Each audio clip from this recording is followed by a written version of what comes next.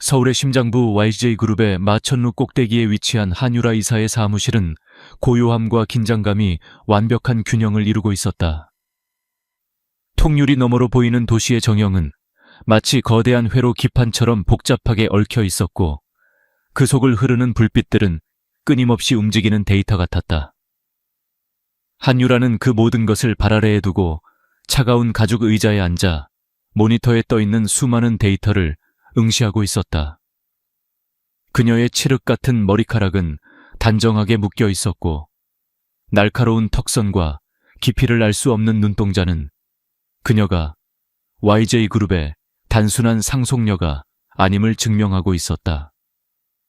그녀는 YJ그룹의 최연소 전략기획 이사이자 가장 예리한 두뇌였다. 사람들은 그녀를 얼음 공주라 불렀다. 감정을 쉽게 드러내지 않았고 언제나 이성과 논리로 무장하고 있었기 때문이다. 하지만 그 차가운 가면 아래에는 누구보다 뜨거운 정의감과 진실을 향한 갈망이 숨쉬고 있었다. 그리고 그 갈망의 중심에는 약혼자 강민혁이 있었다. 강민혁, 건설업계에 떠오르는 혜성, 수려한 외모와 매력적인 언변, 그리고 야수와 같은 사업 수완으로 단숨에 업계의 총화로 떠오른 남자. YJ그룹과 그의 회사가 진행하는 은빛지구 재개발 프로젝트는 두 그룹의 미래를 책임질 거대한 사업이었고 그들의 결혼은 그 사업을 공고히 하는 상징적인 결합이었다.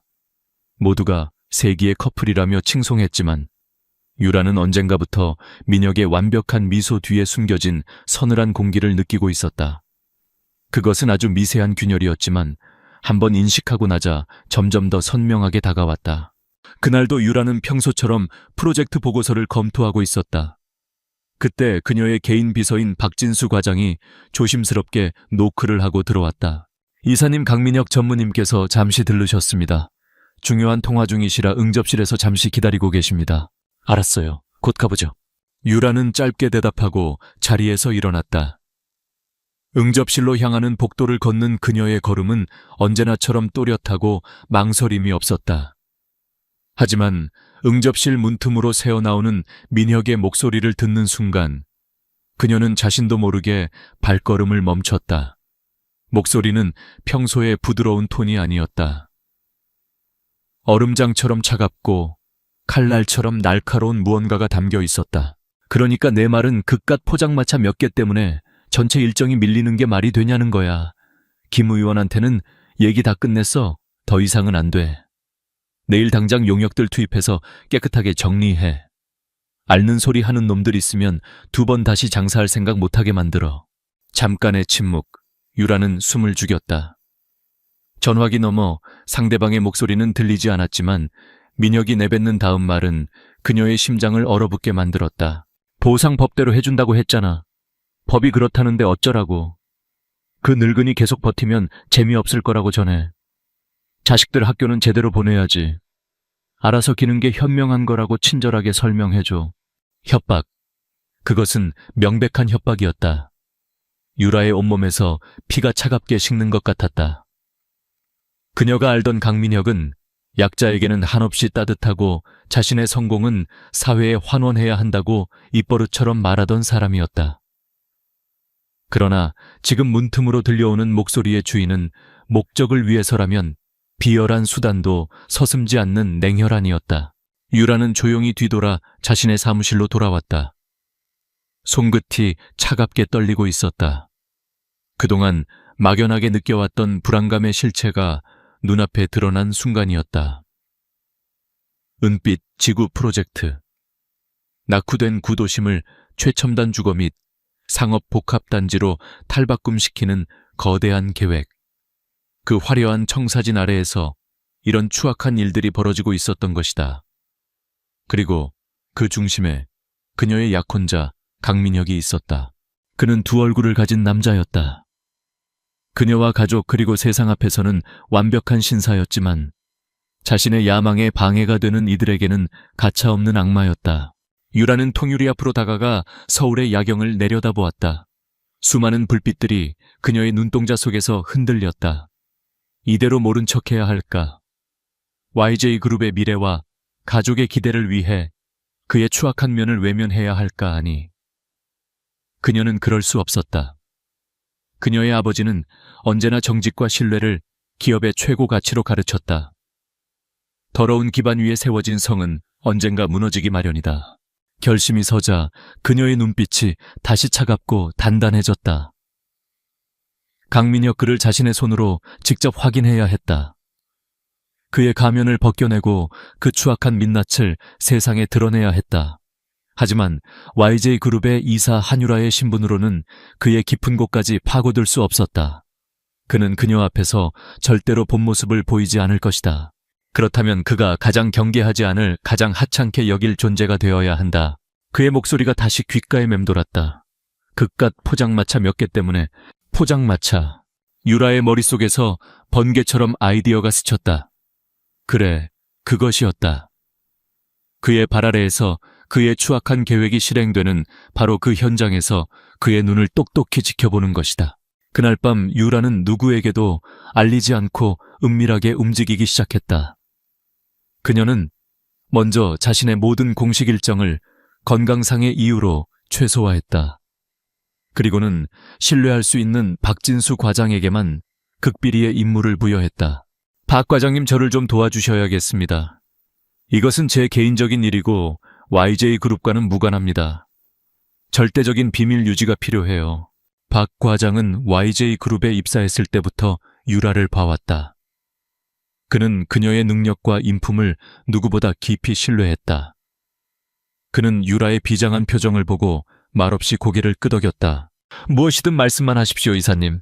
은빛지구 재개발 현장 근처에 아주 눈에 띄지 않는 작은 공간이 필요해요. 그리고 포장마차를 하나 구해주십시오. 떡볶이를 파는 아주 낡고 허름한 걸로요. 박 과장의 눈이 놀라움으로 커졌지만 그는 아무것도 묻지 않았다. 그는 유라가 허투루 행동할 사람이 아니라는 것을 알았다. 그는 묵묵히 유라의 지시를 이행했다.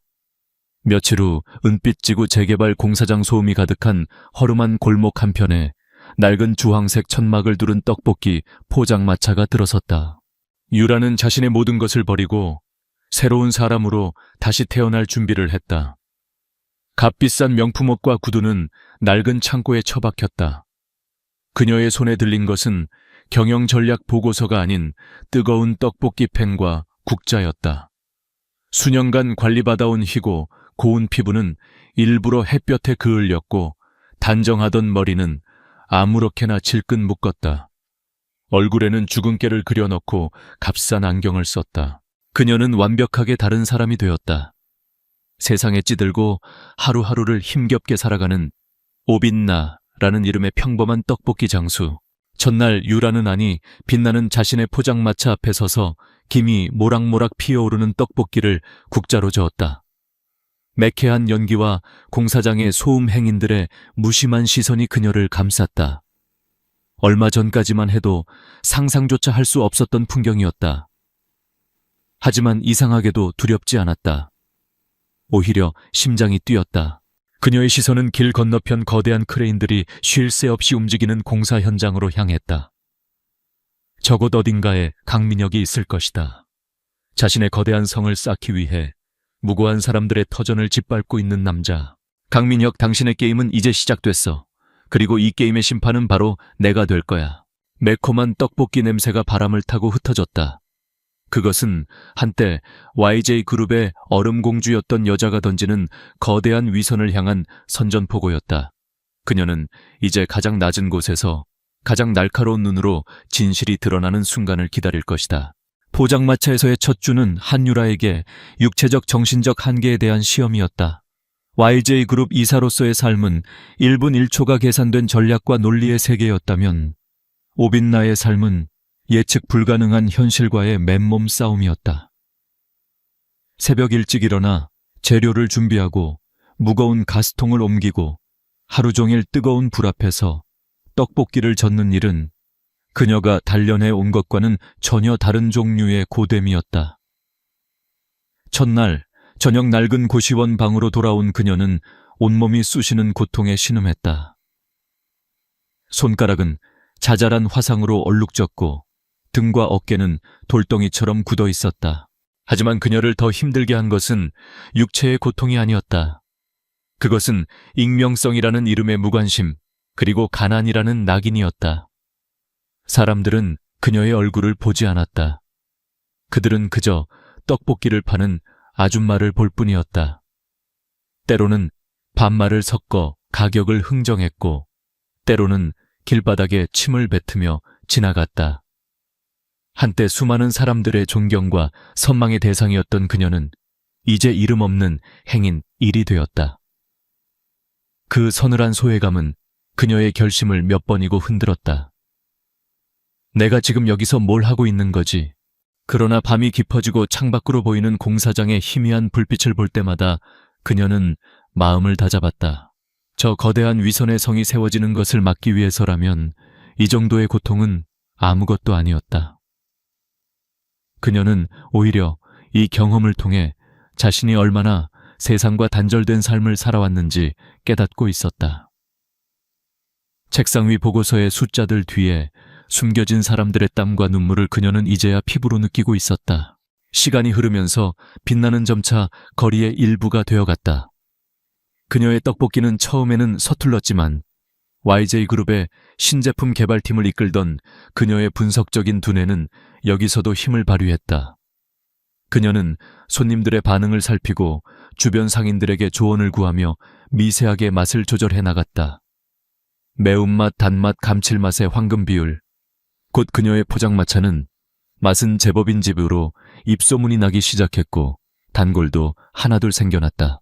그녀의 가장 첫 번째 단골이자 정보원은 바로 옆에서 작은 채소 좌판을 운영하는 박 할머니였다. 꼬장꼬장한 인상과 달리 마음이 따뜻했던 할머니는 묵묵히 일하는 젊은 빛나를 기특하게 여겼다. 세대 허리 좀 펴고 해. 그러다 골병 들어. 어느 날 오후 할머니는 자신이 파는 시원한 오이 하나를 건네며 말했다. 빛나는 꾸벅 감사 인사를 하고 오이를 한 입 베어 물었다. 아삭한 식감과 함께 시원함이 온몸에 퍼졌다. 감사합니다 할머니, 정말 맛있네요. 맛은 무슨, 저놈의 공사장 먼지 때문에 목이 칼칼해서 먹는 거지. 할머니는 혀를 차며 공사장을 노려보았다. 그녀의 눈에는 깊은 원망이 서려 있었다. 저놈의 은빛 지구인지 나발인지 때문에 동네가 다 망가졌어. 아침부터 밤까지 쿵쾅거려서 잠도 제대로 못 자고 먼지는 또 얼마나 날리는지. 채소들도 금방 시들시들해져 버린다니까. 빛나는 조용히 할머니의 이야기에 귀를 기울였다. 이것이 그녀가 듣고 싶었던 현장의 목소리였다. 보상금은 제대로 받으셨어요. 조심스러운 질문에 할머니는 코웃음을 쳤다. 보상 쥐꼬리만 한 돈 던져주고 나가라는 게 보상인가? 평생 여기서 장사해서 자식들 다 키웠는데 이제 와서 어디로 가라는 건지. 버티는 사람들도 꽤 있었지. 근데 저놈들이 누군가. 밤낮으로 어깨 깡패 같은 놈들을 보내서 을러대는데 백여날 장사가 있나. 이 어깨 깡패 같은 놈들. 강민혁의 전화통화에서 들었던 용역이라는 단어가 떠올랐다. 혹시 그 사람들을 본 적 있으세요? 그럼 봤지. 아주 질이 나쁜 놈들이야. 특히 그 고 부장이라는 놈. 멀끔하게 생겨서는 웃는 얼굴로 사람 속을 다 긁어놓는다니까. 좋은 말 할 때 합의서에 도장 찍으시죠, 어르신. 자식들 앞길 막기 싫으면. 이러는데 등골이 다 서늘해지더라고. 고 부장. 빛나는 그 이름을 머릿속에 깊이 새겼다. 강민혁의 손발이 되어 움직이는 첫 번째 실체였다. 그날 이후 빛나는 더욱 적극적으로 사람들에게 다가갔다.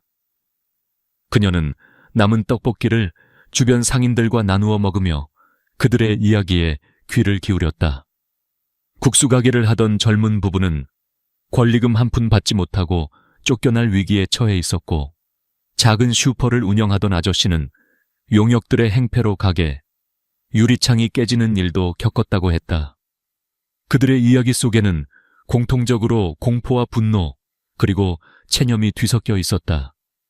그리고 그 모든 원망의 화살은 단 한 사람, 이 프로젝트의 총책임자인 강민혁을 향해 있었다. 그러던 어느 날 오후 거리 전체가 순간적으로 얼어붙는 듯한 긴장감이 흘렀다. 번쩍이는 검은색 세단 여러 대가 공사장 입구에 멈춰 섰고 차에서 내린 사람들은 바로 강민혁과 그의 수행단이었다. 이탈리아 명품 브랜드의 맞춤 정장을 완벽하게 차려입은 그는 이 누추한 거리와는 어울리지 않는 압도적인 존재감을 뿜어냈다.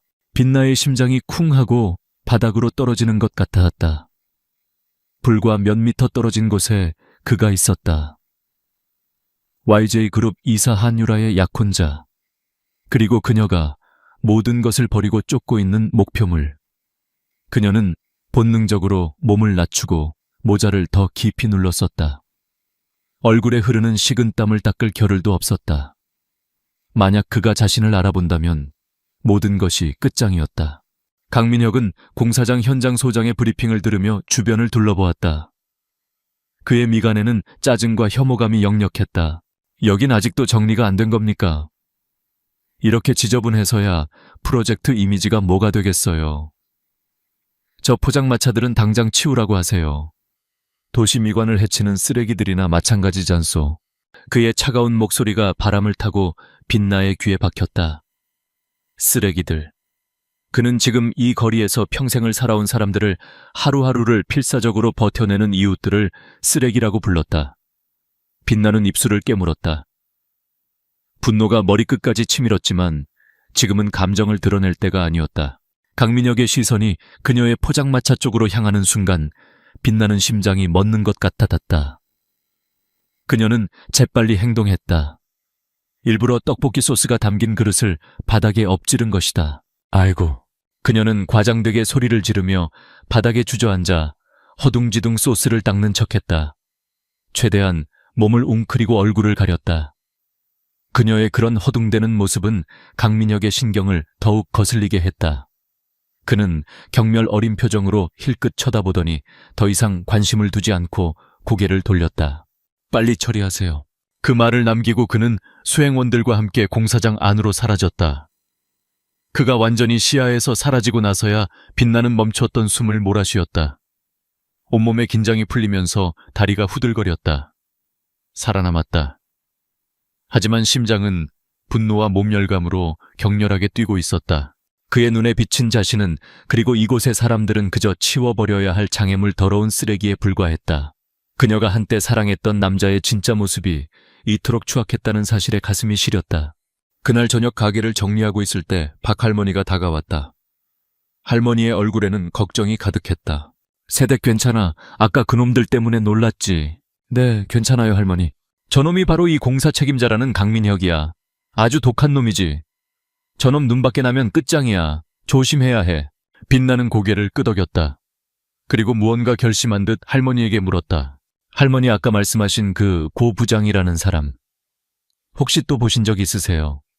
그 사람이 주로 언제쯤 나타나는지 알 수 있을까요? 할머니는 의아한 표정으로 빛나를 바라보았다. 그놈은 왜? 그냥 미리 알아두고 조심하려고요. 밉보이면 안 되잖아요. 그럴듯한 변명에 할머니는 고개를 끄덕였다. 글쎄다. 주로 밤늦게 사람들 없을 때 슬그머니 나타나서 아직 버티고 있는 가게들을 찾아다니는 것 같더라고. 며칠 전에도 저쪽 김씨네 국밥집에 찾아가서 한바탕 소란을 피웠다지. 밤늦게 버티고 있는 가게들을 찾아다닌다.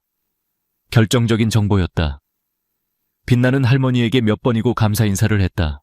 그날 밤 고시원 방으로 돌아온 빛나는 낡은 수첩을 꺼냈다. 이것은 그녀가 오빛나가 된 이후로 비밀리에 작성해온 기록이었다.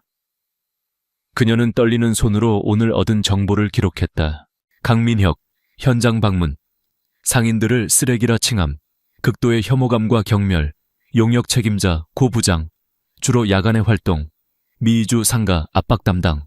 한 줄 한 줄 써 내려갈수록 분노는 차가운 결심으로 바뀌어갔다. 강민혁, 당신이 짓밟은 사람들의 목소리가 이제 나를 통해 울려 퍼질 것이다. 당신이 하찮게 여겼던 그 쓰레기들이 당신의 성을 무너뜨릴 바위가 될 것이다. 빛나는 수첩을 덮고 창밖을 보았다. 거대한 크레인이 달빛 아래서 괴물처럼 서 있었다. 싸움은 이제 막 시작되었을 뿐이었다. 그리고 그녀는 더 이상 혼자가 아니었다. 거리의 속삭임들이 그녀에게 힘과 정보를 주기 시작했다. 첫 번째 단서는 확보되었다. 이제 다음 목표는 고 부장이었다. 고 부장. 한유라의 머릿속은 그 이름으로 가득 찼다. 강민혁이라는 거대한 빙산의 일각, 그의 추악한 계획을 실행하는 첫 번째 연결고리. 그를 파악하는 것이 모든 것의 시작이 될 터였다. 그날 이후 빛나의 포장마차 영업시간은 밤늦게까지로 늘어났다. 밤샘 작업하는 인부들을 위해 야식을 파는 것이라는 그럴듯한 핑계를 댔지만 그녀의 진짜 목적은 어둠 속에서 움직이는 고 부장의 동선을 파악하는 것이었다. 밤이 깊은 거리는 낮과는 전혀 다른 얼굴을 했다. 인적은 끊기고 공사장의 소음만이 간헐적으로 정막을 깼다. 가로등 불빛 아래 길게 늘어선 그녀 자신의 그림자를 보며 유라는 종종 외로움과 싸워야 했다. 하지만 그녀의 눈은 언제나 매처럼 날카롭게 골목 곳곳을 훑었다. 며칠간의 잠복은 헛되지 않았다. 그녀는 마침내 고 부장의 활동 패턴을 파악했다. 그는 일주일에 2-3번 자정이 넘은 시간에 나타나 아직 떠나지 않은 상점들을 찾아다녔다. 그리고 마침내 기회가 왔다. 어느 늦은 밤 고 부장이 검은색 승용차에서 내려 길 건너편 국밥집으로 향하는 것을 발견했다. 빛나는 심호흡을 하고 미리 준비해둔 소형 녹음기를 켰다. 그리고는 국밥 한 그릇을 포장하는 손님인 척 국밥집으로 천천히 다가갔다. 가게 문틈으로 그의 목소리가 새어나왔다. 사장님, 아직도 제 말이 우습게 들리십니까? 다른 분들은 다 현실을 받아들이고 새 출발하셨는데 사장님만 이렇게 버티시면 저희도 곤란합니다. 목소리는 정중했지만 그 안에는 서늘한 도끼가 서려 있었다. 내 아들 같은 젊은이가 어떻게 그런 말을 해. 여기가 내 평생인데 이걸 버리고 어디로 가란 말이야. 국밥집 주인의 격앙된 목소리가 들려왔다. 고 부장은 피식 웃었다. 아드님, 참 잘 크셨더군요. 명문대 나와서 대기업 다니신다면서요? 그 앞길에 괜히 먹구름 끼게 할 필요는 없지 않겠습니까? 세상 일이라는 게 참 사소한 걸로도 발목 잡히기 쉽거든요. 명백한 협박. 빛나는 녹음기가 제대로 작동하고 있는지 다시 한번 확인하며 주먹을 꽉 쥐었다. 증거를 확보한 그녀는 조용히 몸을 돌려 자신의 포장마차로 돌아왔다. 그날 밤 고시원의 작은 방에서 유라는 안전한 비공개 회선으로 박진수 과장에게 연락했다. 그녀는 낮고 빠른 목소리로 상황을 설명하고 고 부장의 이름과 녹음 파일을 전송했다. 박 과장님, 고철민이라는 사람입니다. 은빛 지구 현장에서 용역들을 관리하는 책임자인 것 같아요. 이 사람의 뒷조사를 부탁드립니다. 그리고 강민혁 전무의 회사 태강건설이 이 프로젝트와 관련해서 지출한 용역 비용 내역도 확인해 주세요. 뭔가 비정상적인 부분이 있을 겁니다. 알겠습니다, 이사님. 즉시 알아보겠습니다. 부디 몸 조심하십시오. 박 과장의 목소리에는 깊은 우려가 담겨 있었다. YJ그룹의 귀한 후계자가 범죄가 들끓는 현장에서 홀로 싸우고 있다는 사실이 그는 믿기지 않고 또 가슴 아팠다. 며칠 후 박 과장에게서 연락이 왔다. 그가 전해온 정보는 유라의 예상이 맞았음을, 아니 그 이상으로 끔찍한 진실이 숨겨져 있음을 보여주었다. 이사님, 놀라지 말고 들으십시오. 고철민은 단순한 용역 깡패가 아닙니다. 그의 전과는 폭행 협박 등으로 화려하고 무엇보다 악명 높은 사채업체 베코캐피탈의 행동대장 출신입니다. 베코캐피탈이라면 내 살인적인 이자와 무자비한 채권 추심으로 여러 사람 인생 망가뜨린 바로 그곳입니다. 대표는 마상철이라는 자인데 아주 질이 안 좋은 인물입니다. 더 충격적인 것은 태강건설이 계약한 보안용역업체가 서류상으로만 존재하는 유령 회사이며 그 회사의 실소유주가 바로 베코캐피탈이라는 점입니다. 유라의 머릿속에서 퍼즐 조각들이 맞춰지기 시작했다. 강민혁이 태강건설을 통해 유령 용역 회사에 거액의 비용을 지불하면 그 돈은 고스란히 마상철의 사채업체로 흘러 들어간다. 이것은 단순한 철거민 압박이 아니었다. 거대한 비자금 조성이자 돈 세탁이었다. 용역 비용은 어떻습니까? 터무니없이 높게 책정되어 있습니다. 일반적인 시세의 3배가 넘습니다. 이 정도 규모의 자금을 강 전무 혼자서 움직일 수는 없었을 겁니다. 분명 내부 혹은 외부에 거대한 조력자가 있을 겁니다. 조력자, 유라의 눈빛이 차갑게 빛났다. 강민혁의 야망은 그녀가 생각했던 것보다 훨씬 크고 그 뿌리는 더욱 깊었다. 그녀의 수사는 새로운 국면으로 접어들었다.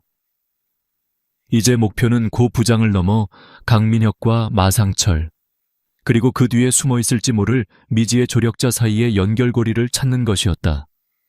그녀는 밤의 관찰을 계속했다. 그러던 어느 비오는 밤 기회는 다시 찾아왔다. 쏟아지는 비를 핑계로 포장마차 천막을 깊게 내린 채 그녀는 평소보다 더 늦게까지 자리를 지키고 있었다. 그때 낯선 고급 세단 한 대가 골목 어귀에 조용히 멈춰섰다. 고철민 부장이 우산을 들고 차로 달려갔고 차에서는 잘 차려입은 중년 남자가 내렸다. 강민혁이 아니었다. 하지만 그의 온몸에서는 일반인과는 다른 권위적인 분위기가 흘러나왔다. 빛나는 본능적으로 위험을 감지하고 몸을 숨겼다. 그녀는 방수팩에 넣어둔 비상용 휴대폰을 꺼내 카메라를 켰다. 빗줄기 때문에 시야가 흐렸지만 그들의 모습을 놓치지 않으려 애썼다. 두 사람은 어두운 골목 안쪽에서 잠시 대화를 나누었다. 고 부장은 연신 허리를 굽히며 아첨했고 중년 남자는 가끔 고개를 끄덕일 뿐이었다. 대화가 끝나고 남자는 두툼한 서류 봉투를 고 부장에게 건네고는 서둘러 차를 타고 사라졌다. 빛나는 떨리는 손으로 그 장면을 몇 장의 사진으로 남겼다. 화질은 엉망이었지만 남자의 얼굴 윤곽은 희미하게나마 식별이 가능했다. 그녀는 즉시 사진을 박 과장에게 전송했다. 이 사람이 누구인지 확인해 주세요. 오늘 밤 고철민과 접선했습니다. 답장은 생각보다 빨리 왔다. 하지만 그 내용은 유라의 심장을 철렁 내려앉게 만들었다. 이사님, 이 사람은 서울시 도시계획국 최규식 국장입니다. 은빛 지구 재개발 사업의 인허가 최종 승인권자입니다. 최규식 국장. 모든 조각이 마침내 하나의 끔찍한 그림으로 완성되었다. 강민혁, 최규식, 그리고 마상철. 세 사람을 잇는 검은 커넥션. 유라는 머릿속으로 전체적인 구도를 그렸다. 강민혁이 사업 총책임자로서 계획을 주도한다. 최규식 국장은 공무원으로서의 지위를 이용해 터무니없는 사업 예산을 승인해주고 각종 불법적인 행위들을 눈감아준다. 그 대가로 뇌물을 받는다. 부풀려진 예산은 마상철의 유령 회사를 통해 용역비라는 명목으로 빼돌려지고 마상철은 이 돈을 세탁하여 강민혁과 최규식에게 지분을 나누어 준다. 이것은 완벽한 부패의 삼각편대였다. 그녀는 고시원 방 차가운 바닥에 주저앉았다. 사건의 규모는 그녀의 상상을 초월했다. 이것은 이제 약혼자의 비리를 밝히는 개인적인 차원의 문제가 아니었다. 사회의 근간을 흔드는 거대한 범죄였다. 어떻게 해야 하지? 경찰에 신고하는 것은 위험했다. 최규식 국장의 영향력이 어디까지 미치는지 알 수 없었다. 어설프게 찔렀다가는 증거는 인멸되고 오히려 그녀가 위험해질 수 있었다. 그들에게 필요한 것은 세 사람의 관계를 명백하게 증명할 빼도 박도 못하는 결정적인 증거였다. 그녀는 다시 박 과장에게 연락했다. 과장님, 저희가 직접 증거를 잡아야겠습니다. 세 사람이 모두 한자리에 모이도록 판을 짜야 합니다. 이사님, 너무 위험합니다. 그들은 보통 사람들이 아닙니다. 알고 있습니다. 하지만 다른 방법이 없습니다. 이 괴물들을 잡으려면 우리도 기꺼이 미끼가 되어야 합니다. 유라의 목소리에는 한치의 망설임도 없었다. 박 과장은 잠시 침묵하더니 결심한 듯 대답했다. 알겠습니다. 이사님의 뜻이 그렇다면 목숨을 걸고 따르겠습니다. 무엇을 준비하면 되겠습니까? 그 순간부터 한유라의 사무실은 YJ그룹의 전략기획실이 아닌 거대한 범죄 네트워크를 무너뜨리기 위한 비밀작전 본부가 되었다. 유라는 거리에서 현장 정보를 수집하고 박 과장은 안에서 데이터를 분석하며 함정을 설계하기 시작했다. 그들의 목표는 단 하나 뱀의 머리인 강민혁과 그의 두 날개인 최규식, 마상철을 동시에 같은 장소로 끌어들여 그들의 거래 현장을 덮치는 것이었다. 치밀하고 위험한 덫이 조용히 그리고 단단하게 놓이기 시작했다. 한때 그의 약혼녀였던 여자가 이제 그의 숨통을 끊기 위한 가장 날카로운 사냥꾼이 되어가고 있었다. 강민혁의 인내심이 바닥을 드러내기 시작했다. 은빛지구 프로젝트는 그의 야망의 집대성이자 그를 더 높은 곳으로 이끌어줄 발판이었다. 그러나 지지부진한 부지 정리 문제와 예상치 못한 내부 감사 시스템의 강화, 한유라가 박 과장을 통해 은밀히 실행한 조치였다로 인해 자금 흐름이 예전처럼 원활하지 않게 되자 그의 미간에는 깊은 주름이 잡혔다. 그는 더 이상 신사적인 방법으로 시간을 끌 생각이 없었다. 그의 분노는 고스란히 고철민 부장에게로 향했다. 고 부장, 당신 지금 나랑 장난해. 아직도 그 거지 같은 포장마차들이 눈에 거슬리잖아. 내가 언제까지 기다려줘야 하는 건데. 강민혁의 서늘한 질책에 고철민은 굽신거리며 식은땀을 흘렸다. 죄송합니다, 전무님.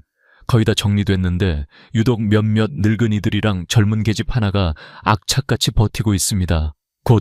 곧이 언제야. 당장 쓸어버려. 무슨 수를 써서라도 내 눈앞에서 치워버리란 말이야. 멍청하게 말로만 설득하지 말고 몸으로 좀 보여줘. 그깟 쓰레기들 때문에 사업 전체가 흔들리는 꼴난 더는 못 봐. 강민혁의 살기 어린 명령은 고철민과 그의 수하들에게 행동의 자유를 부여했다. 그날 이후 은빛지구 재개발 현장 주변의 공기는 급격히 험악해졌다. 용역 깡패들은 더 이상 밤에만 움직이지 않았다.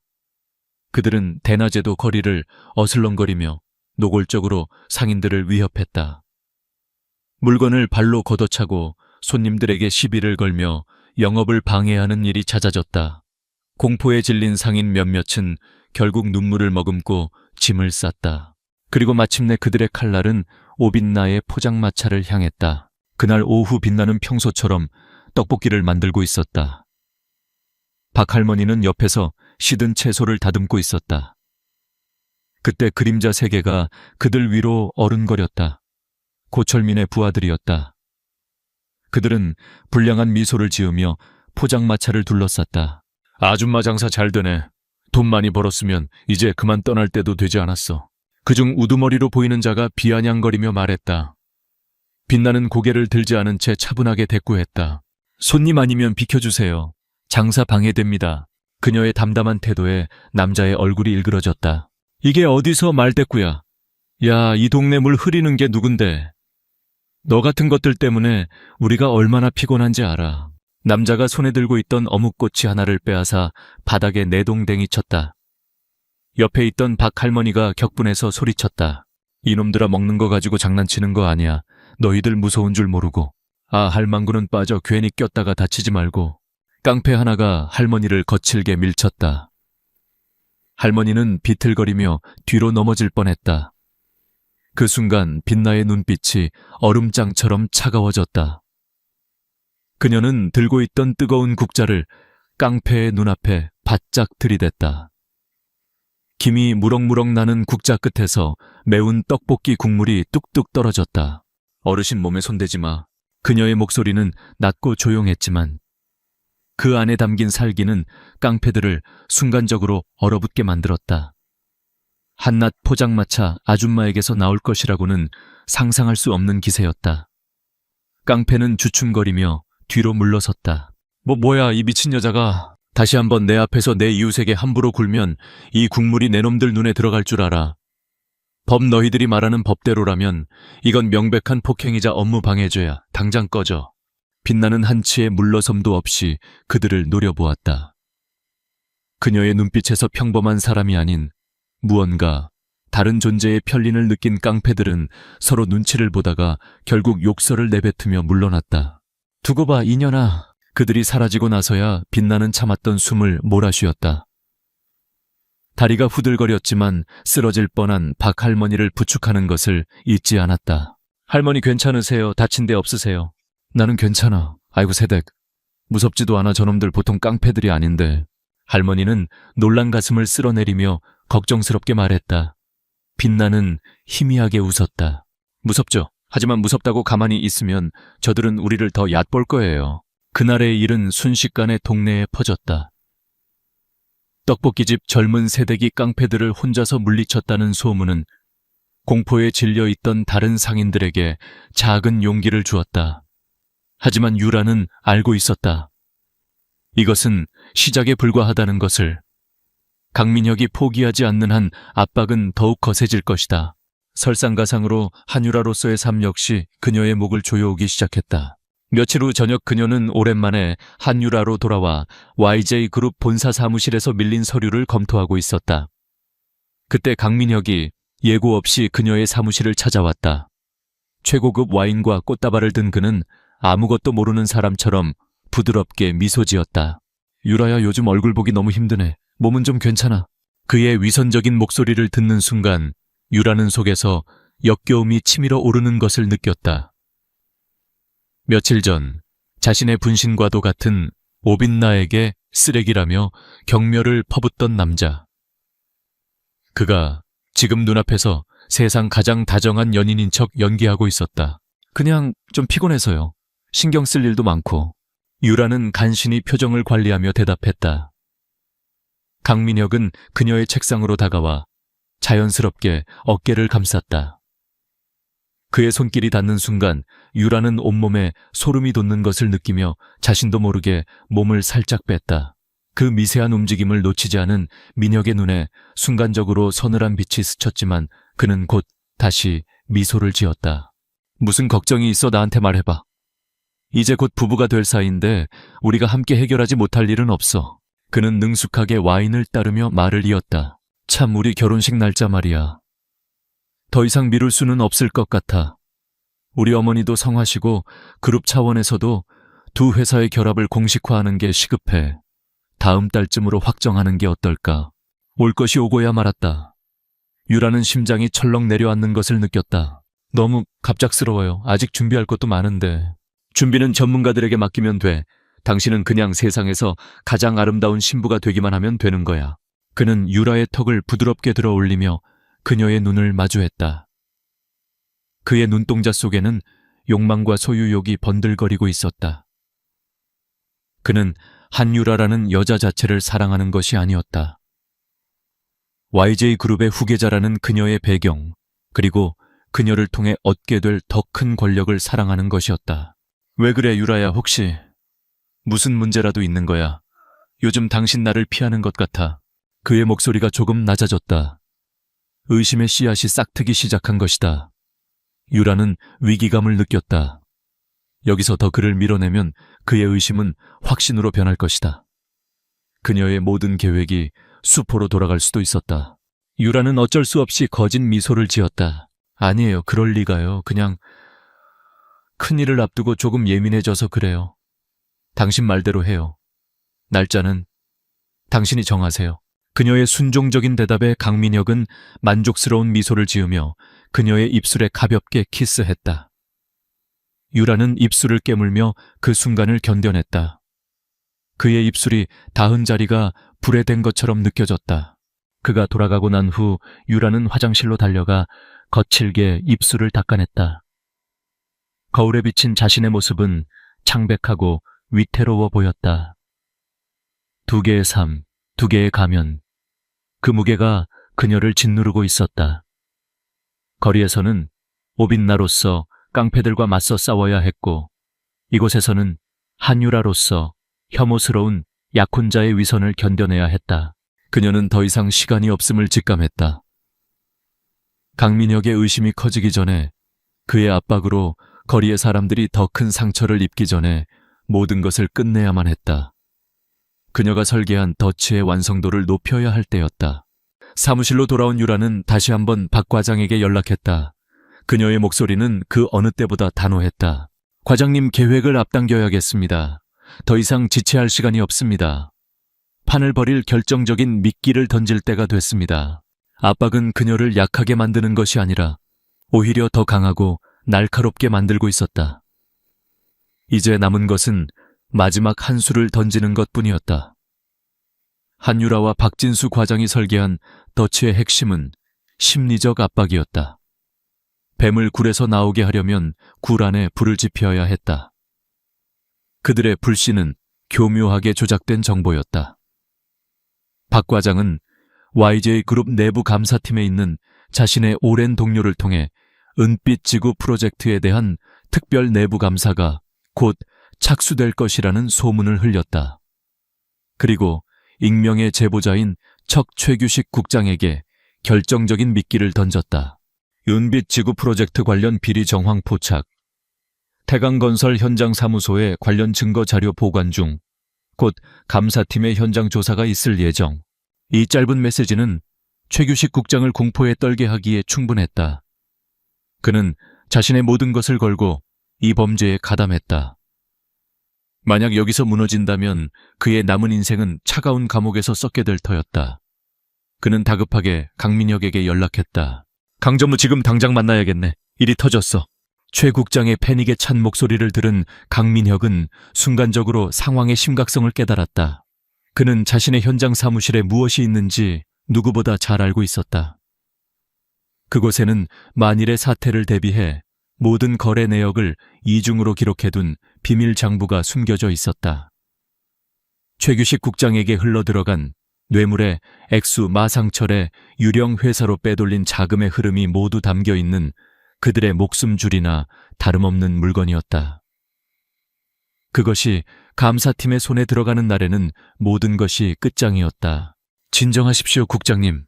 제가 처리하겠습니다. 오늘 밤 모든 흔적을 깨끗하게 지우겠습니다. 강민혁은 최 국장을 안심시켰지만 그의 등줄기에도 식은땀이 흘렀다. 그는 즉시 고철민에게 연락했다. 오늘 밤 현장 사무실로 와. 처리해야 할 물건이 있다. 주변 경계 철저히 하고 아무도 접근하지 못하게 막아.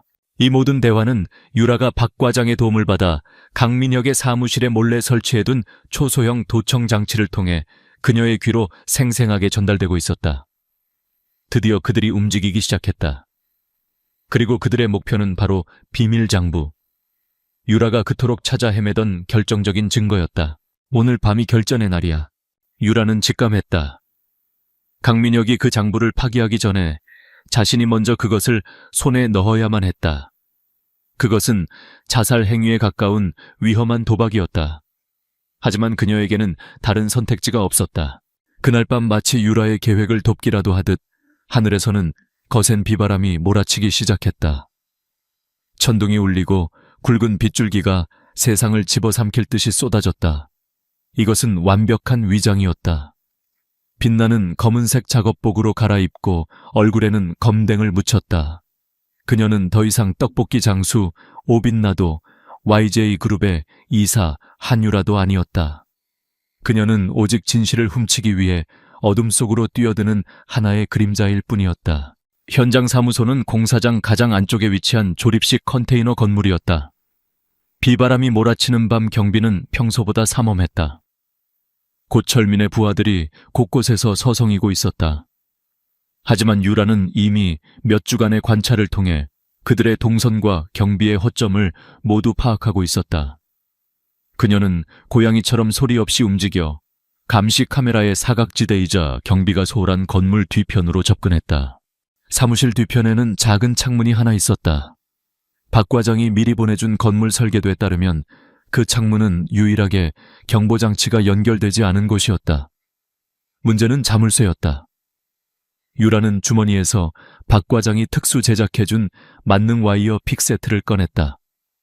그룹 보안 시스템을 설계하며 익혔던 지식과 며칠간 유튜브 영상을 보며 연습한 손기술이 시험대에 오르는 순간이었다.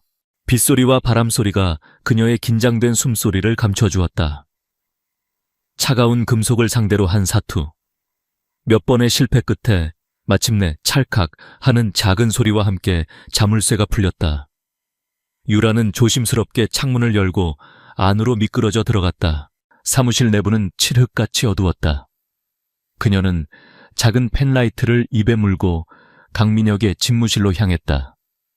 그의 책장, 소파 및 그녀는 사전에 예측했던 장소들을 샅샅이 뒤졌지만 장부는 보이지 않았다.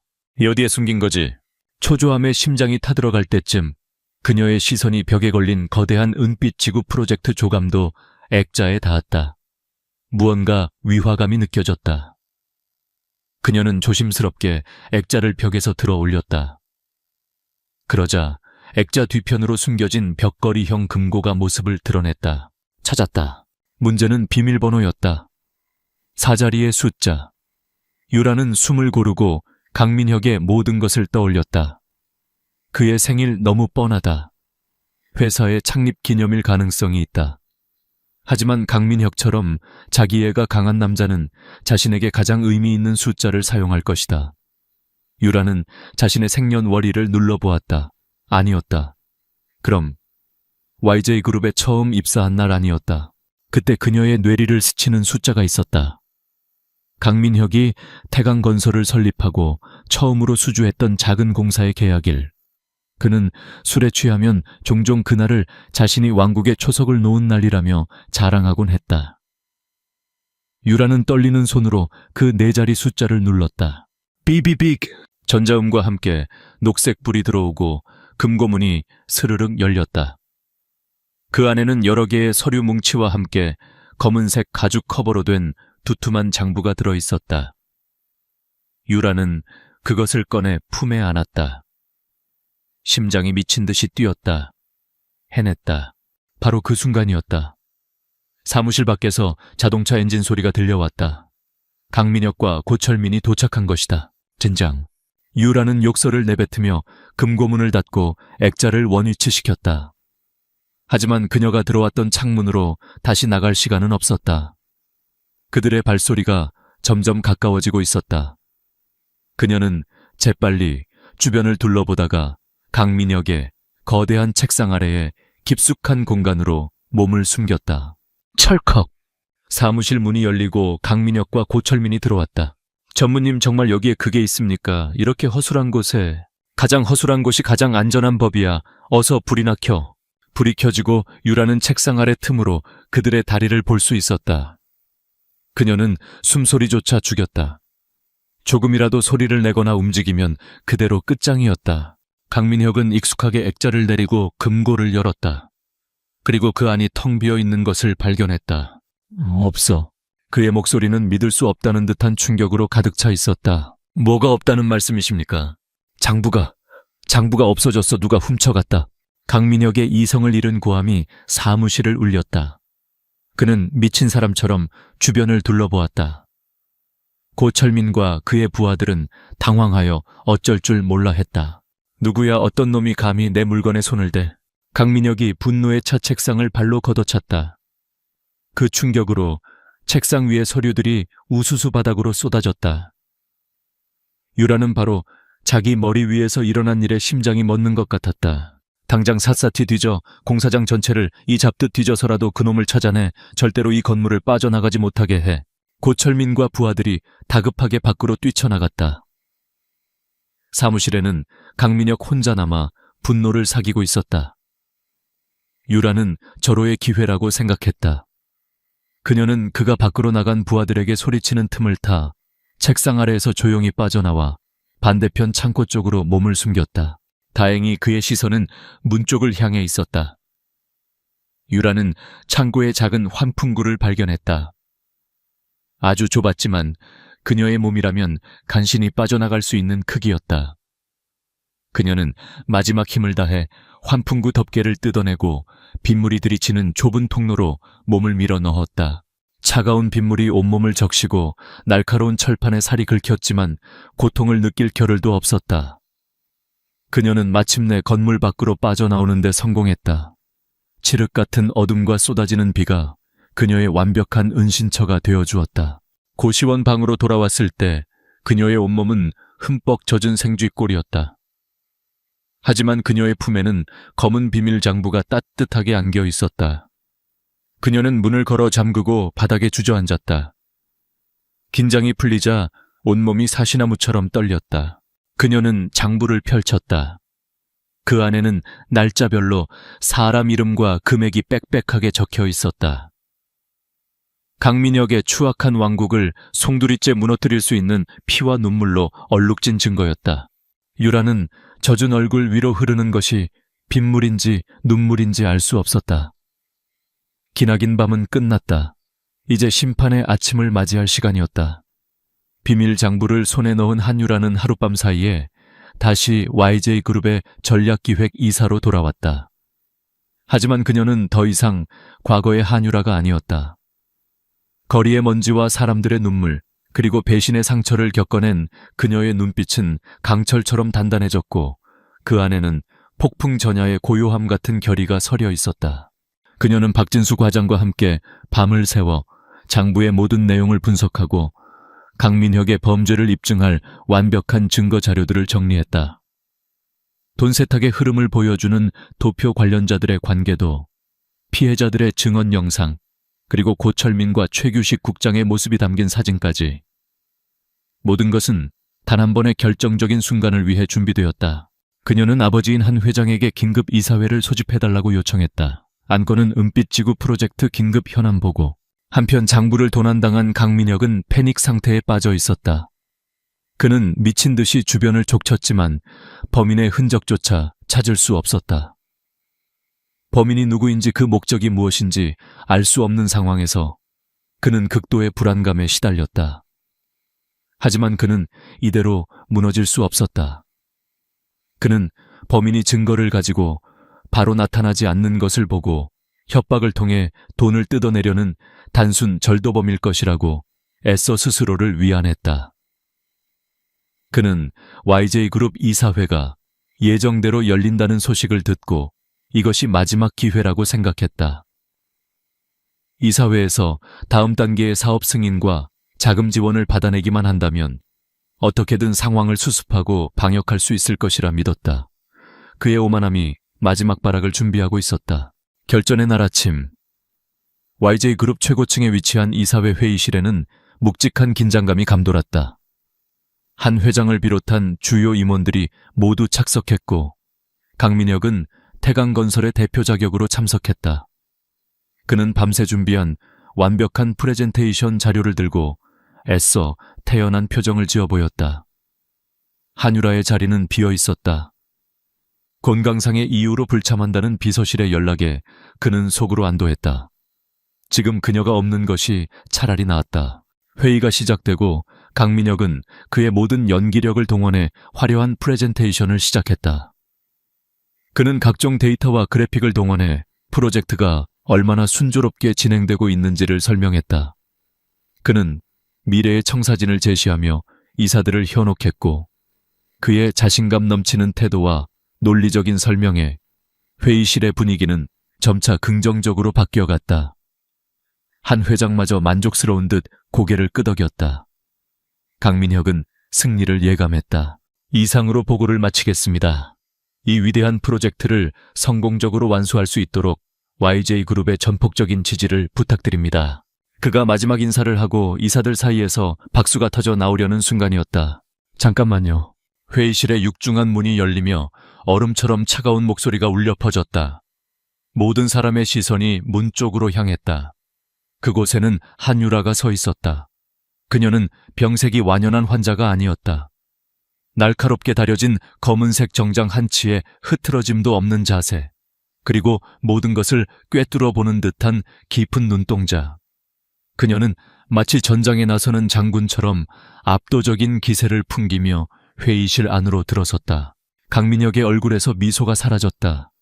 그의 심장이 세차게 뛰기 시작했다. 불길한 예감이 그의 온몸을 휘감았다. 유라는 아버지를 향해 가볍게 고개를 숙여 예를 표한 뒤 회의 테이블의 가장 상석 강민혁의 바로 맞은편에 섰다. 늦어서 죄송합니다, 회장님. 그리고 이사님 여러분. 하지만 다음 단계의 사업 승인을 결정하시기 전에 반드시 짚고 넘어가야 할 몇 가지 누락된 보고 사항이 있습니다. 그녀는 박 과장에게 눈짓했고 회의실의 대형 스크린 화면이 바뀌었다. 첫 번째로 나타난 것은 은빛 지구의 철거민들이 눈물을 흘리며 호소하는 영상이었다. 그들의 초라한 집과 강민혁이 쓰레기라고 칭했던 포장마차들의 사진이 이어졌다. 이것이 강민혁 전무가 말하는 순조로운 진행의 진짜 모습입니다. 강민혁의 얼굴이 굳어졌다. 저건 일부 불만 세력의 악의적인 주장일 뿐입니다. 유라는 그의 변명에 아랑곳하지 않고 다음 자료를 띄웠다. 고철민이 국밥집 주인을 협박하는 녹음 파일이 회의실 전체에 울려 퍼졌다. 자식들 앞길 맞기 싫으면 좋은 말 할 때 도장 찍으시죠, 어르신. 이사들 사이에서 경악의 술렁임이 터져나왔다. 유라의 공격은 멈추지 않았다. 스크린에는 태강건설과 유령용역회사 그리고 백호캐피탈 사이의 복잡한 자금 흐름이 한눈에 보이는 도표가 나타났다. 강전무는 프로젝트 비용을 터무니없이 부풀려 유령 회사로 빼돌렸고 그 돈은 사채업자를 통해 세탁되었습니다. 이것은 명백한 횡령 및 배임입니다. 거짓말이야. 저건 조작된 거야. 한유라, 네가 지금 무슨 짓을 하는 건지 알아. 강민혁이 자리에서 벌떡 일어나 소리쳤다. 하지만 유라는 흔들리지 않았다. 그녀는 다음 사진을 보여주었다. 비오는 밤 어두운 골목에서 고철민과 최규식 국장이 만나 봉투를 주고받는 사진이었다. 그리고 그 검은 돈의 일부는 사업의 인허가를 책임지는 서울시 고위 공무원에게 뇌물로 상납되었습니다. 한 회장의 얼굴이 분노로 굳어졌다. 그는 자신의 딸이 그리고 YJ그룹의 이름이 이토록 추악한 범죄에 연루되었다는 사실에 치를 떨었다. 강민혁은 이제 거의 이성을 잃었다. 그는 마지막 발악을 했다. 증거 있어 그깟 사진 몇 장이랑 꾸며낸 이야기로 날 모함하는 거야. 증거를 대보란 말이야. 그의 절규에 유라는 기다렸다는 듯이 품 안에서 검은색 가죽 장부를 꺼내 테이블 위에 올렸다. 증거를 원하셨습니까, 강민혁 씨? 그녀는 더 이상 그를 전무님이라 부르지 않았다. 이것은 당신의 현장 사무실 비밀 금고에서 가져온 것입니다. 당신의 모든 범죄 행각이 당신의 손으로 직접 기록된 비밀 장부입니다. 그 장부를 보는 순간 강민혁의 세상은 무너져 내렸다. 그의 얼굴에서 핏기가 완전히 가시고 공포와 절망으로 일그러졌다. 장부를 훔쳐간 범인이 바로 한유라였다는 사실, 그리고 자신이 스스로 판 무덤에 빠졌다는 것을 깨달았다. 안 돼, 안 돼. 그는 짐승처럼 울부짖으며 장부를 향해 달려들었다. 하지만 그가 장부에 손을 대기도 전에 한 회장의 지시를 받은 보안 요원들이 그의 양팔을 제압했다. 이건 완화 유라야, 내가 잘못했어. 제발 한 번만. 그의 비굴한 애원이 회의실을 울리는 순간 회의실 문이 다시 한번 열렸다. 이번에 들어온 사람들은 이사들이나 보안 요원이 아니었다. 그들은 검찰 배지를 단 수사관들이었다. 박 과장이 유라의 신호에 맞춰 모든 증거 자료를 검찰에 넘겼고 검찰은 즉시 체포영장을 발부받아 출동한 것이었다. 수사관 한 명이 강민혁에게 다가가 차가운 목소리로 말했다. 강민혁 씨, 특정 경제범죄 가중처벌 등에 관한 법률 위반 횡령 및 뇌물 공여 혐의로 긴급 체포합니다. 당신은 변호사를 선임할 수 있으며 미란다 원칙이 낭독되는 동안 강민혁은 모든 것을 포기한 사람처럼 힘없이 주저앉았다. 그의 화려했던 제국은 불과 몇 분 만에 잿더미로 변해버렸다. 그는 수사관들에게 끌려나가며 마지막으로 유라를 돌아보았다. 그녀는 그를 아무런 표정 없이 하지만 그 무엇보다도 단호한 눈빛으로 내려다보고 있었다. 그 눈빛은 말하고 있었다. 이것이 당신의 죄에 대한 대가라고. 소란이 모두 끝나고 회의실에는 침묵만이 남았다. 유라는 조용히 아버지에게 다가가 고개를 숙였다. 심려를 끼쳐드려 죄송합니다, 아버지. 한 회장은 복잡한 감정이 뒤섞인 눈으로 오랫동안 딸을 바라보았다. 그리고는 그녀의 어깨를 힘주어 잡으며 말했다. 잘했다, 내 딸. YJ그룹의 진짜 주인은 바로 너다. 그것은 그녀가 그토지로 기다려왔던 최고의 인정이었다. 그녀는 마침내 자신의 손으로 정의를 실현하고 그룹을 지켜낸 것이다. 강민혁의 몰락은 한 개인의 추락으로 끝나지 않았다. 그것은 한국 사회를 떠들썩하게 만든 거대한 부패 스캔들의 서막이었다. 한유라가 검찰에 넘긴 비밀 장부는 판도라의 상자였다.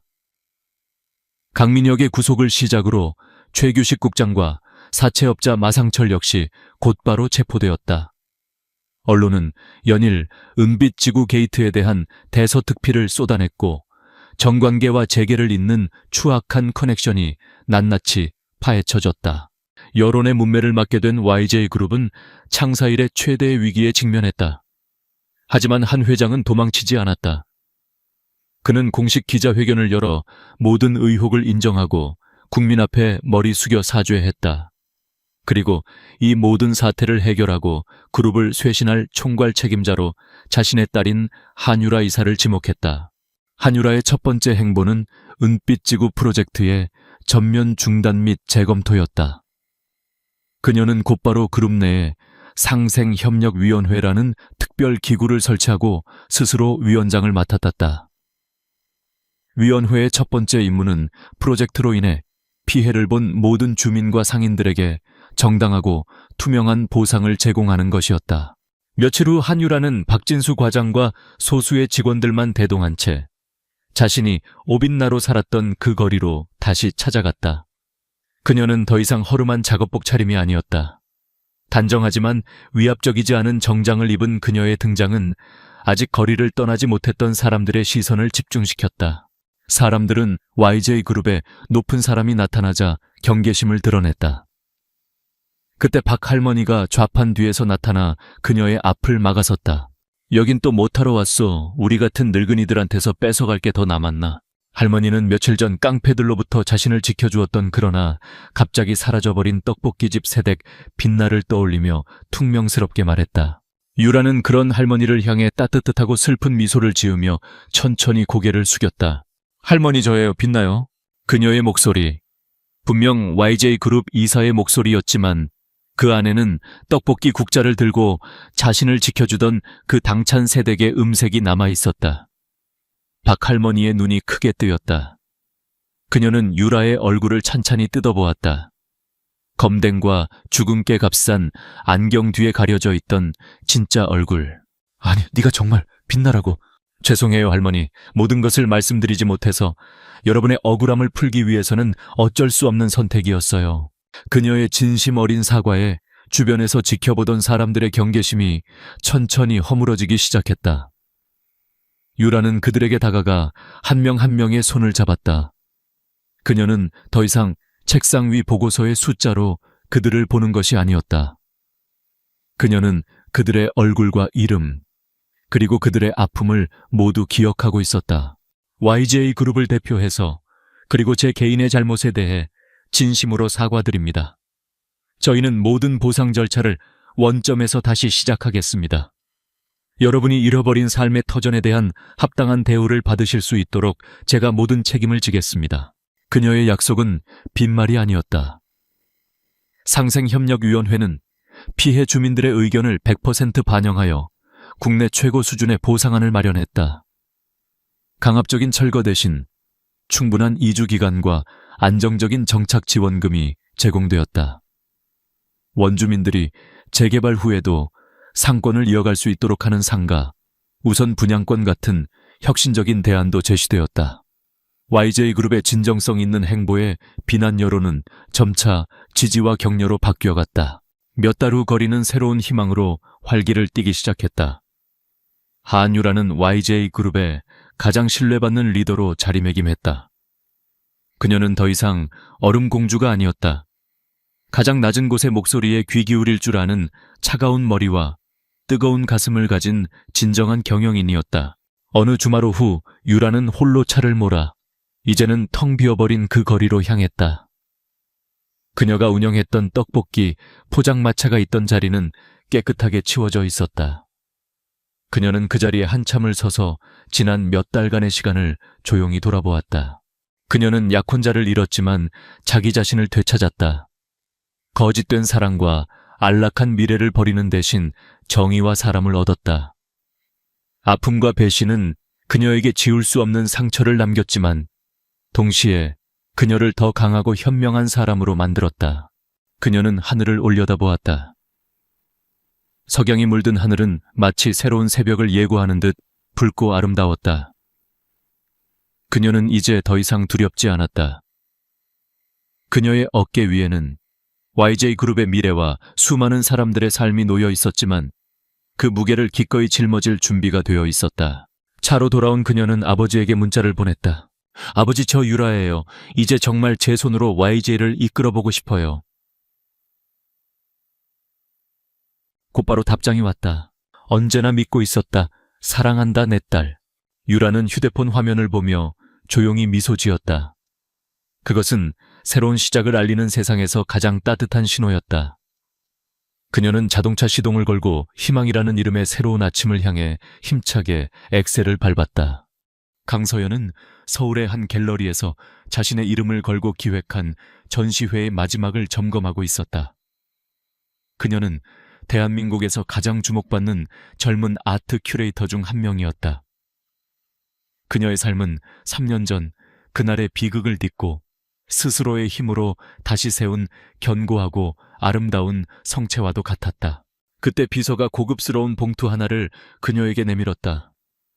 발신인은 그녀가 다시는 마주하고 싶지 않았던 이름 박지훈이었다. 그녀는 잠시 망설이다 이내 담담한 표정으로 봉투를 열었다. 안에는 그녀의 예상대로 화려한 결혼식 청첩장이 들어있었다. 신랑 박지훈 그리고 신부 최유라. 두 사람의 이름이 금박으로 새겨져 그녀의 눈을 찔렀다. 그 순간 3년 전 그날의 기억이 차가운 파도처럼 그녀를 덮쳤다. 비가 내리던 카페 창가. 7년을 만났던 남자 박지훈이 그녀의 맞은편에 앉아 있었다. 그는 그녀의 눈을 보지 못한 채 차가운 목소리로 말했다. 서연아, 미안하다. 우리 헤어지자. 뭐 지훈 씨 그게 무슨 말이야. 갑자기 왜? 최유라 씨 알지? 우리 회사 최대 주주의 딸이야. 그 집안은 네가 내게 줄 수 없는 기회를 줄 수 있어. 서연아, 우리 이제 현실을 보자. 그의 말은 그녀가 7년간 바쳐온 사랑과 헌신을 기회라는 단어 하나로 무참히 짓밟아버렸다.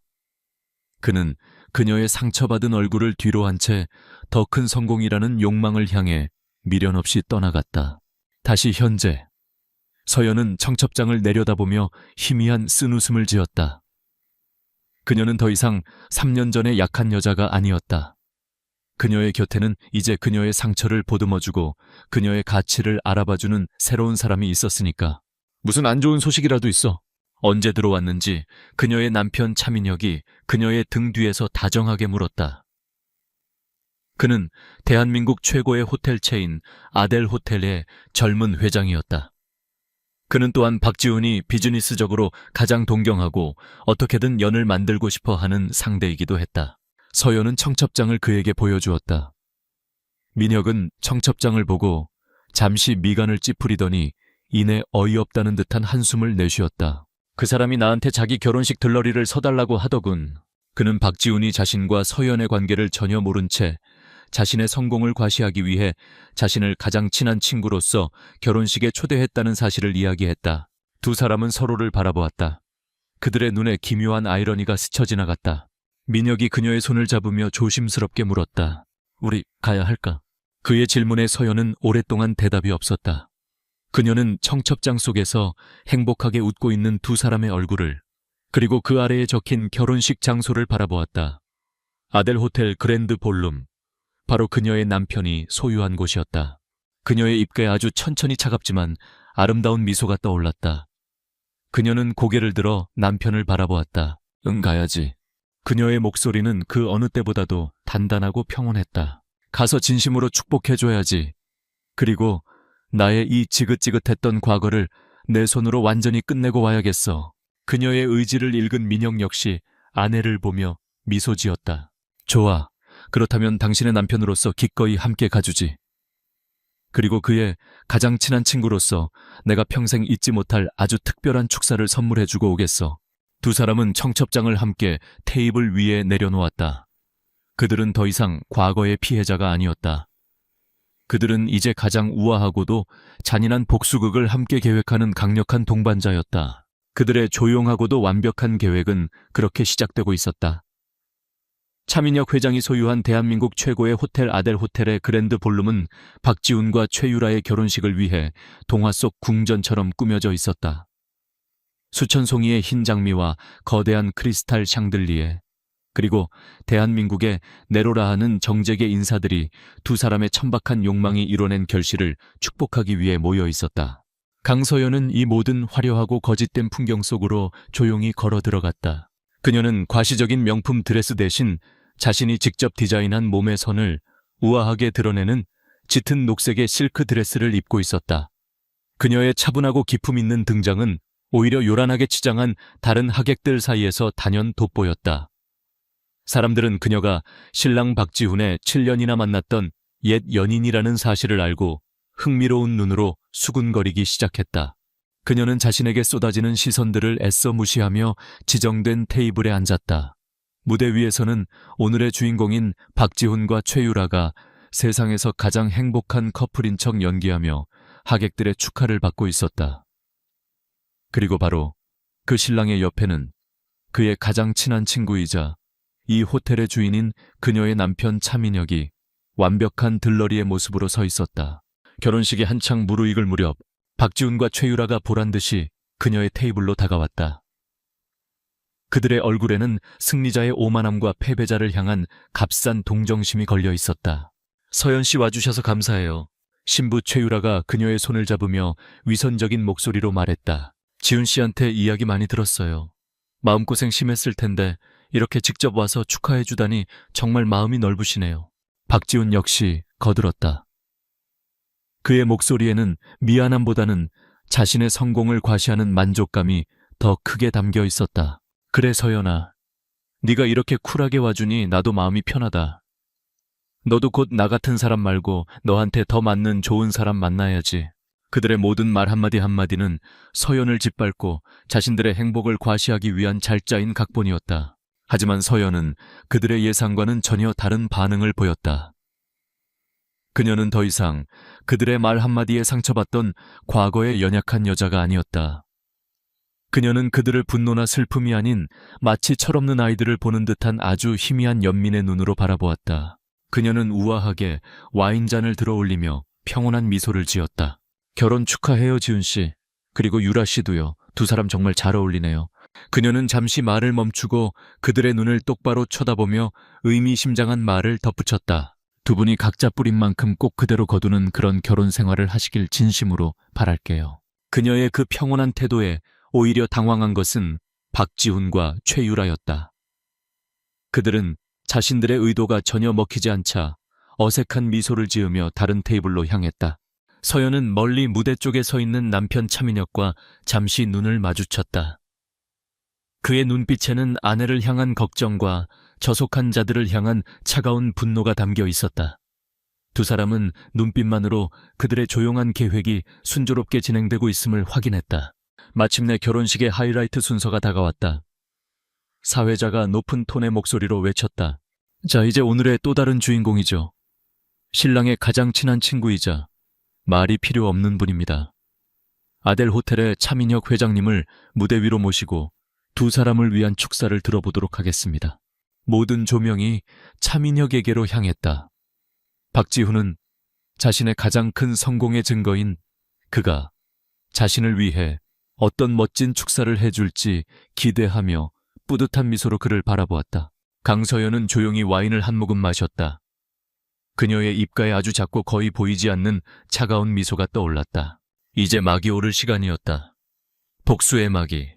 사회자의 목소리가 드디어 하객들이 가장 기다렸던 순서를 알렸다. 자, 이제 오늘의 또 다른 주인공이죠. 신랑의 가장 친한 친구이자 말이 필요 없는 분입니다. 아델 호텔의 차민혁 회장님을 무대 위로 모시고 두 사람을 위한 축사를 들어보도록 하겠습니다. 모든 조명이 신랑 박지훈의 옆에 서 있던 차민혁에게로 향했다. 강당 안의 모든 하객들이 대한민국에서 가장 젊고 성공한 기업가 중 한 명인 그의 등장에 감탄과 함께 박수를 보냈다. 신랑 박지훈의 어깨가 자랑스러움으로 한껏 올라갔다.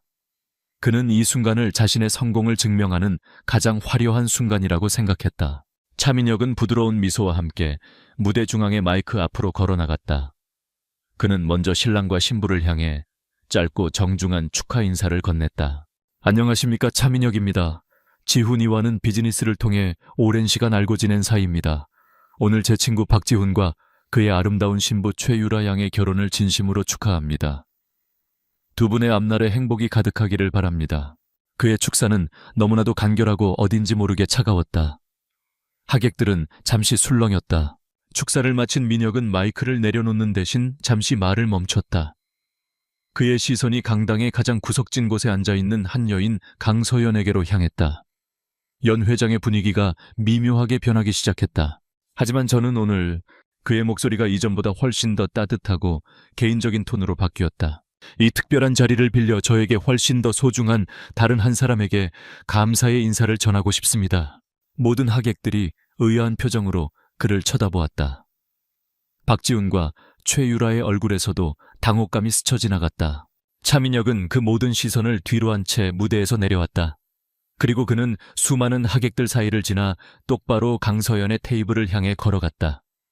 스포트라이트가 그의 움직임을 따라 함께 움직였다. 그는 그녀의 앞에 멈춰 섰다. 그리고 그는 자신의 아내를 향해 세상에서 가장 부드러운 손길로 손을 내밀었다. 잠시만 저와 함께 무대 위로 올라가 주시겠어요? 서연은 그의 계획을 알고 있었다는데 평온한 미소와 함께 그의 손을 잡고 자리에서 일어났다. 차민혁은 그녀의 손을 잡고 강당의 중앙 모든 사람들이 볼 수 있는 그곳에 섰다. 그는 다시 한번 마이크를 잡았다. 그의 시선은 오직 사랑하는 아내에게만 고정되어 있었다. 제가 감사 인사를 전하고 싶었던 사람이 바로 이 사람입니다. 저에게 진정한 강인함과 품격, 그리고 사랑의 의미를 가르쳐준 여인이죠. 그는 잠시 말을 멈추고 무대 위에 얼어붙어 있는 박지훈과 최유라를 향해 시선을 돌렸다. 그리고 그는 자신의 마지막 말을 가장 잔인하고도 우아한 방식으로 내뱉었다. 오늘의 신랑 박지훈 군에게도 감사를 전합니다. 그의 입가에 서늘한 미소가 걸렸다. 당신이 그녀의 가치를 알아보지 못한 덕분에 제가 그녀를 만날 수 있었으니까요. 그는 고개를 돌려 자신을 바라보는 모든 하객들을 향해 그리고 온 세상을 향해 자랑스럽게 선언했다. 여러분, 제 아름다운 아내 강서연입니다. 그 말이 끝나는 순간 강당 안에서는 누군가 샴페인 잔을 떨어뜨리는 소리가 날카롭게 울렸다.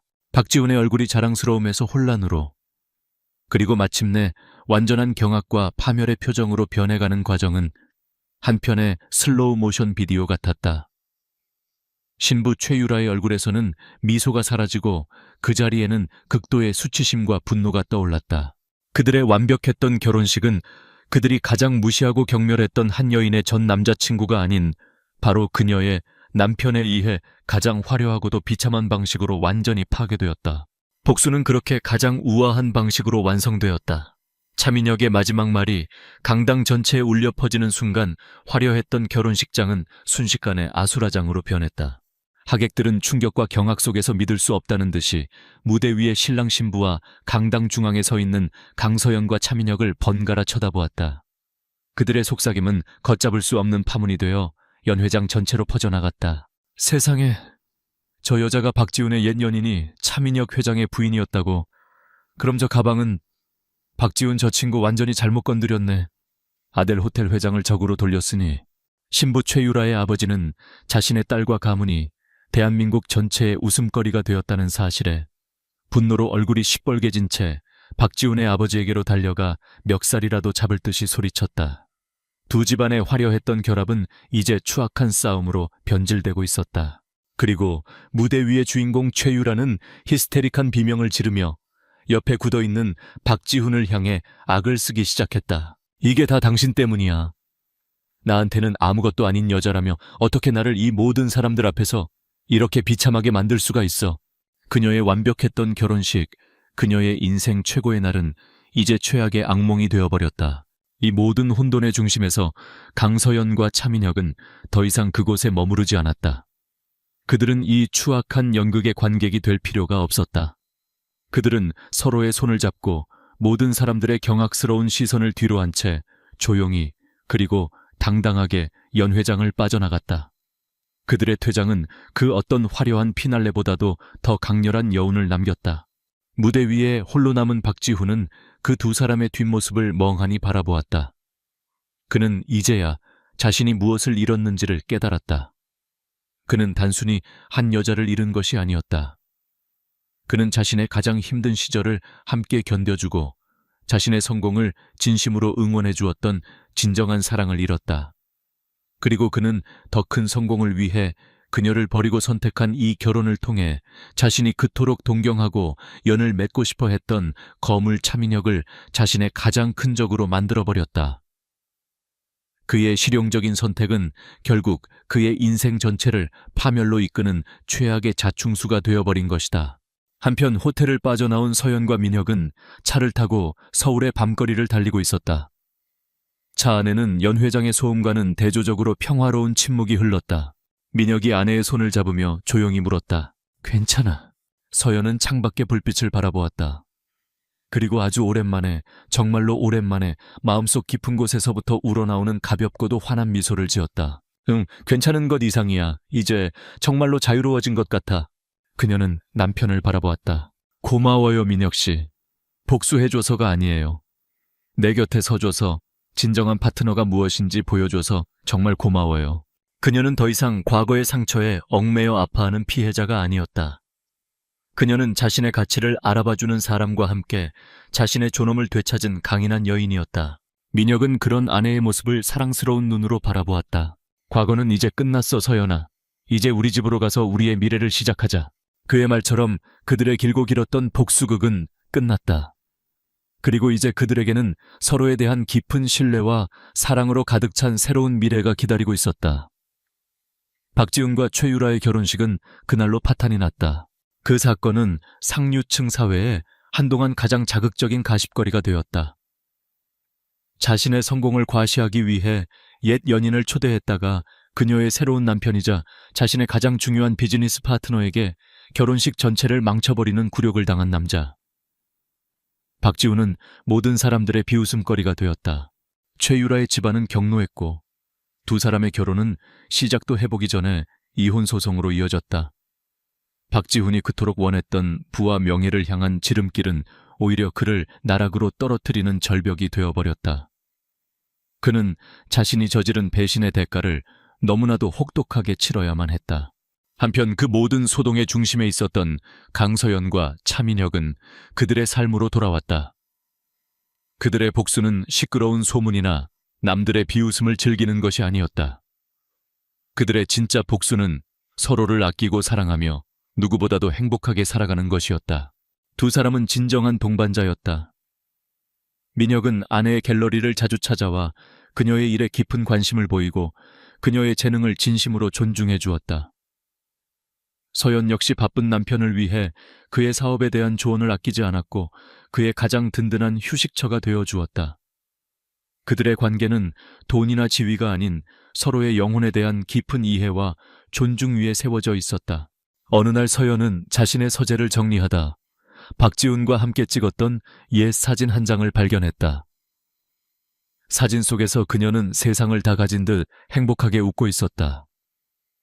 그녀는 그 사진을 잠시 바라보다가 이내 아무런 감정 없이 다른 낡은 물건들과 함께 상자 안에 넣어버렸다.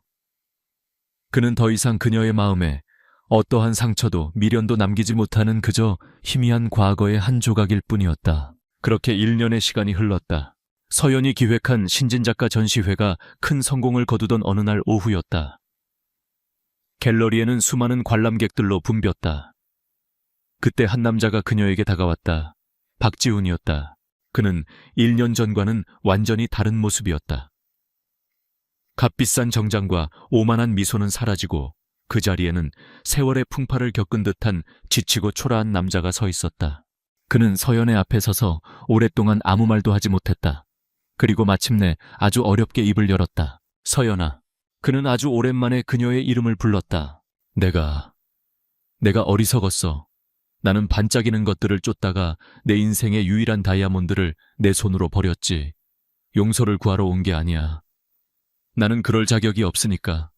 그저 정말 미안했다고 그리고 네가 행복하기를 진심으로 바란다고 그 말을 해주고 싶었어.